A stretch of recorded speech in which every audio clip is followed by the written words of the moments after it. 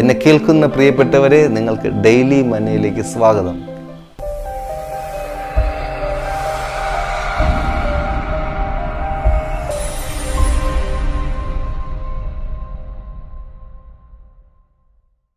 രണ്ടായിരം വർഷങ്ങൾക്ക് മുൻപ് നടന്ന ഒരു സംഭവത്തെക്കുറിച്ചാണ് നിങ്ങളുമായിട്ട് ഞാൻ പങ്കുവയ്ക്കുവാൻ ആഗ്രഹിക്കുന്നത്.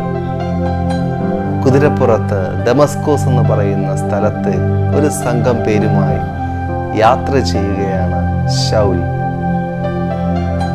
ശൗൽ യാത്ര ചെയ്ത് പോകുന്നതിനൊരു പ്രത്യേക ഉദ്ദേശമുണ്ടായിരുന്നു. ദമസ്കോസിലുള്ള ക്രിസ്ത്യാനികളെ പിടിച്ചു കെട്ടി അവരെ ജയിലിലടയ്ക്കുക.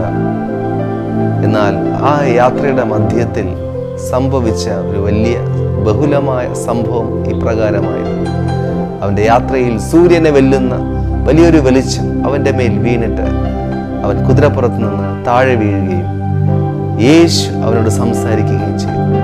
ശൗലേ ശൗലേ, നീ എന്നെ ഉപദ്രവിക്കുന്നത് എന്ത് എന്നുള്ള ശബ്ദത്തിന് മുൻപിൽ അവൻ ചോദിക്കുകയാണ്, അങ്ങ് ആരാകുന്നു കർത്താവേ? പ്രകാരം മറുപടി അവൻ കേട്ടു, നീ ഉപദ്രവിക്കുന്ന യേശു ആകുന്നു ഞാൻ.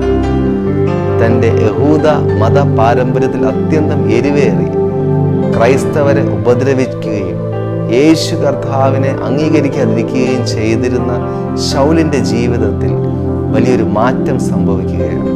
ആ വെളിച്ചത്തോടെ അവൻ്റെ കണ്ണിന് കാഴ്ച താൽക്കാലികമായി നഷ്ടപ്പെടുകയും തുടർന്ന് അവനെ കൂടെയുള്ളവർ കരം പിടിച്ച് നയിക്കുകയും തുടർന്ന് അവൻ്റെ കാഴ്ച ലഭിച്ചതിന് ശേഷം യേശുവിൻ്റെ സാക്ഷിയായി ലോകമെമ്പാടും ഓടി നടക്കുകയും 13 ലേഖനങ്ങൾ ക്രിസ്തുവിനെ പ്രതി എഴുതുകയും ചെയ്ത ഒരു ചരിത്ര വ്യക്തിത്വമാണ് ശൗൽ. പിൽക്കാലത്ത് പൗലോസ് എന്ന് അറിയപ്പെട്ടു.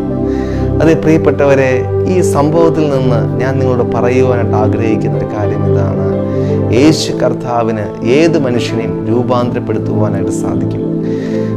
പ്രിയ സഹോദരങ്ങളെ, നിങ്ങളുടെ ഭവനത്തിൽ നിങ്ങളുടെ മക്കളായിരിക്കാം, നിങ്ങളുടെ ഭർത്താവായിരിക്കാം, ഭാര്യയായിരിക്കാം, നിങ്ങൾ ചിന്തിക്കും അവർക്ക് മാറ്റം ഉണ്ടാകത്തില്ല, അവർ വളരെ നിങ്ങളെ ബുദ്ധിമുട്ടിക്കുന്നു, അവർ കാരണം ഒത്തിരി നഷ്ടങ്ങളും പ്രതിസന്ധികളിലൂടെ നിങ്ങൾ കടന്നു പോകുന്നുണ്ടായിരിക്കാം.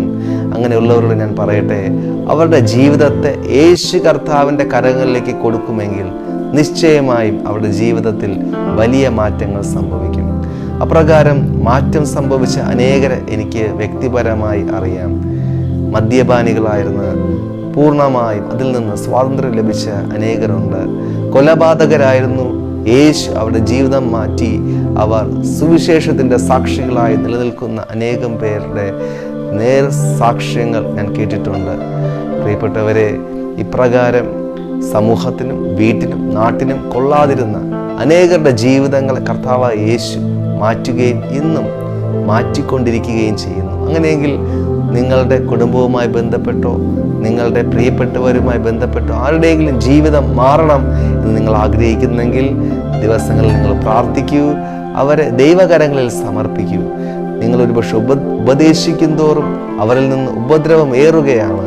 എന്നാൽ യേശു കർത്താവിൻ്റെ കരങ്ങളിൽ അവരെ ഭരമേൽപ്പിക്കുകയാണെങ്കിൽ നിശ്ചയമായും അവരുടെ ജീവിതം ഈ ദിവസങ്ങളിൽ കർത്താവ് മാറ്റുവാൻ വേണ്ടി പോകുന്നു.